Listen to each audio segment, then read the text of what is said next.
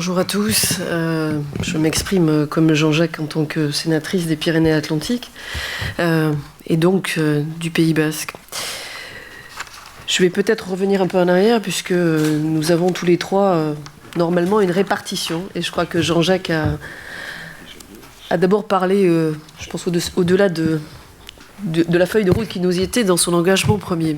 Donc je vais peut-être redonner un contexte puisque nous étions en charge tous les trois de vous présenter le cheminement qui a été le nôtre pendant ces 4 ans. Nous nous sommes retrouvés avec Pierre Jox et un certain nombre d'entre vous à Ayété, il y a 4 ans. C'était un engagement que nous avons pris les uns et les autres en représentation pas vraiment de nos partis politiques. C'était des choix personnels que nous avons, des engagements personnels les uns et les autres que nous avons eus. Et nous nous sommes engagés ce jour-là. C'était à Ayété, c'était à Saint-Sébastien. Et très vite après, je crois que les choses, ce moment, enfin, excusez-moi, j'y mets un peu d'émotion et j'ai pas voulu écrire, peut-être pour essayer de dire les choses en spontané. Ce moment, il a été très fort parce que, au-delà des acteurs qui ont fait l'histoire, dont Pierre vous êtes, puisque vous avez rappelé ces moments qui sont à la fois sombres pour l'Espagne mais aussi pour la France. Il nous a été dit beaucoup de choses dans ce moment-là. Et je me rappelle des paroles de Kofi Annan qui nous a dit « Vous en avez au moins pour 20 ans pour enfin écrire ce livre de la paix ». Maintenant, on en est à 4. Et honnêtement, ces 4 ans nous ont paru, je crois, à chacun d'entre nous, très longs. Je me rappelle, un peu avant ma campagne électorale, c'était à Emmaüs à l'Escar et j'avais croisé Gabi Mesca qui m'avait interpellé à juste titre en me disant « Mais si tu es élu, qu'est-ce que tu comptes faire ? Est-ce que tu seras capable à un moment donné de prendre position et est-ce que tu seras capable potentiellement d'aller chercher au fond de l'histoire ce qui a pu se passer par rapport aux prisonniers, par rapport à ce que vous avez dit, monsieur Jox, sur le GAL ? Nous sommes socialistes, vous et moi, et nous avons connu à différentes époques cette période. Moi, je l'ai vécu. Dans les années 80, j'avais 9 ans. Je partageais ma vie en tant qu'enfant entre le Béarn et le Pays Basque. Et ma famille elle-même s'est retrouvée confrontée pour d'autres raisons qui leur appartiennent à ces époques-là, à cette situation-là. Je vais revenir à l'essentiel. L'essentiel, c'est que 4 ans après, très vite après Ayété, a été de dire qu'est-ce qu'on fait. Ça ne peut pas s'arrêter à cet engagement, ce moment qui a été certes historique sur le fond, qui a été médiatique. L'essentiel n'est pas d'être médiatique, l'essentiel est de faire avancer les choses. Et donc, je crois qu'il fallait trouver un cadre de travail. Ce cadre de travail, c'est l'OCARI qui nous l'a donné.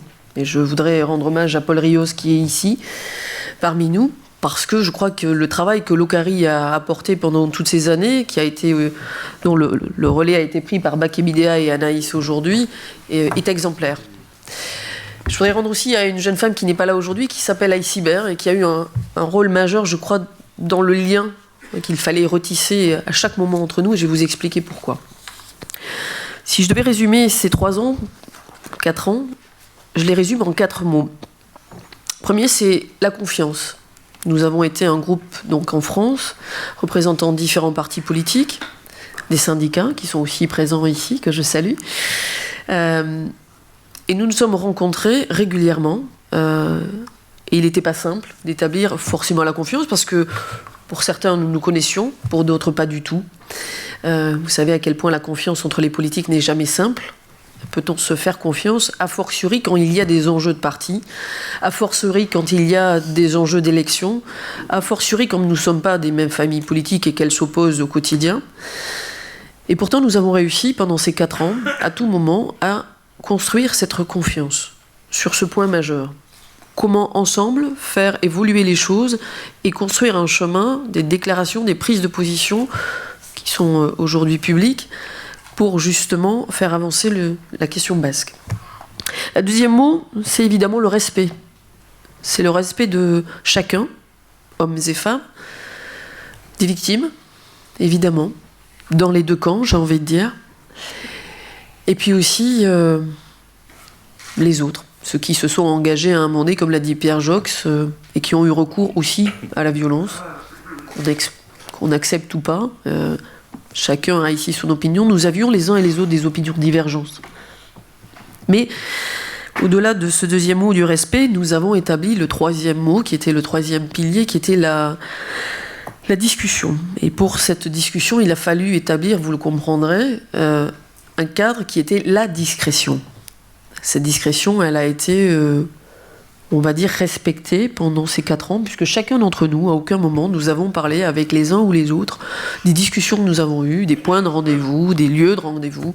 Non pas que nous voulions nous cacher en soi, mais la discrétion et le huis clos étaient nécessaires pour, je crois aussi, maintenir cette confiance que nous avions décidé d'acter sur ce moment-là. L'engagement de tous, je vous l'ai dit. Et puis après, le dernier, c'est une méthodologie à mettre en place. Alors la méthodologie que nous avons mise en place, elle est peut-être à la fois technique et très simpliste, mais je crois que pour vous expliquer les raisons qui nous ont conduits à cette déclaration, je vais essayer de vous les présenter. Nous avons repris chaque point d'AIT. Et les uns et les autres, nous avons établi un texte propre à chacun sur la façon dont nous avions vécu cette conférence et quels étaient derrière les engagements que nous souhaitions porter sur chacun de ces points et comment nous pensions que nous pouvions les faire avancer. Pas à pas, je crois que nous avons essayé ensuite de régulièrement, du coup, se retrouver pour faire une synthèse globale de chacun des textes que nous avions fait les uns et les autres. Cette synthèse, elle a été à la fois simple et compliquée. Simple puisque sur certains points, que nous soyons, on va dire, de l'UMP, du MoDem, du PS, des syndicalistes, des Verts, il y a des points sur lesquels nous étions d'accord tous sur l'analyse de l'histoire de ces actes et potentiellement sur les remèdes. Sur d'autres, en aucun cas, vous l'imaginez. Donc nous avons petit à petit commencé à construire tout ce qui nous rassemblait, évidemment, tout en essayant d'en faire un texte construit qui permette réellement de poser des actes forts.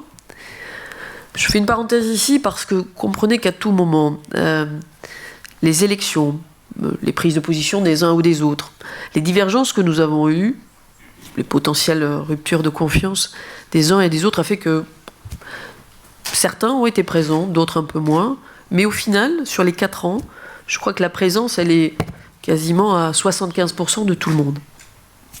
Je passe sur la deuxième partie, évidemment la plus compliquée, c'était les points de divergence que nous avions entre nous. Et peut-être sur le cheminement. À aucun moment, nous avons cherché à forcer les uns ou les autres. Je précise évidemment qu'autour de la table, les Albert Salé étaient là. Je pense que je n'ai pas besoin de préciser aujourd'hui. Mais c'est vrai qu'à Paris, on pose rarement ce qui est le parti des Albert Salé, donc je le dis dans ce cadre-là. Et évidemment, nous avions des divergences sur la façon d'aborder les solutions, la façon de traiter le conflit, la façon de poser le rapport à la violence, l'utilisation des armes, la question des prisonniers. Jusqu'où aller, jusqu'où doit aller le pardon, jusqu'où doit aller le fait de gommer des actes de sang ou pas. Et puis nous sommes arrivés dans ce cadre-là à enfin finaliser un texte que nous avons rendu public à Bayonne. Alors Max va le définir, il va vous l'expliquer sur le fond. Moi je n'étais que sur le cheminement qui a été le nôtre. Juste pour terminer, peut-être plus précisément l'engagement qui est le mien. Est-ce qu'il y a eu des doutes dans mon engagement? Non. Est-ce qu'il y a eu des pressions au quotidien, Monsieur Jox? Est-ce que j'ai envie de dire que le principal engagement d'un homme ou d'une femme politique n'est pas indéniablement et avant tout, au-delà des questions locales qui sont les nôtres puisque nous sommes des élus locaux, peut-être passer au-dessus de la mêlée et se dire que quand on est dans un territoire qui a connu de telles souffrances, quand on est dans un territoire qui a connu, de par l'histoire, vous l'avez dit Monsieur Jox, mais une histoire qui est de part et d'autre de la frontière qui est malgré tout pas la même. Jean-Jacques, tu as dit il faut gommer l'histoire, les histoires, pour en faire plus qu'une. C'est juste. Mais si on ne prend pas acte de la différence de part et d'autre, du vécu de chacun, de l'engagement de chacun, de potentiellement l'envie commune de faire la paix, et l'envie surtout d'une société qui a envie de dire, en tant qu'homme politique ou femme politique, la responsabilité qui doit être première chez nous, c'est évidemment de construire l'avenir et de construire l'avenir de ses enfants. Et j'ai envie de me dire que les enfants qui grandiront dans ce Pays basque que nous aimons tous ici, il sera forcément en paix, il sera forcément dans un territoire où, de part et d'autre de la frontière, aujourd'hui en tout cas, les mains se seront tendues, les gens se seront écoutés, comme ils vont le faire tout à l'heure, puisque vous avez vu, il y a des beaux témoignages qui vont être faits tout à l'heure. C'est jamais facile quand on est à la fois témoin, et encore plus quand on est une victime ou un acteur de ces moments-là. Et je crois qu'on doit rendre hommage à ces hommes et ces femmes qui ont accepté à un moment donné de se retendre la main, de s'écouter. Et si nous sommes que des passeurs, quelqu'un la semaine dernière me disait... Tu dois être un pont. Je ne sais pas si je suis un pont, mais si je conclus. Si nous sommes des passeurs, mais la responsabilité qui est la nôtre, c'est en tout cas de mettre ces hommes et ces femmes en face, de leur permettre de se tendre la main, et à nous, hommes politiques, de faire avancer à la fois à Paris et à Madrid, ce qui est considéré encore comme quelque chose qui ne nous concerne pas, et qui est pourtant la responsabilité première de ce territoire. Pour conclure, je dirais... Et il se reconnaîtra, quelqu'un me disait la semaine dernière, pour que les ailes de la paix s'envolent, elles ne peuvent pas le faire si elles sont engluées de sang et encore plus alourdies par les armes. Il faut donc effacer le sang, cicatriser et si possible au plus vite régler la question des armes. Merci.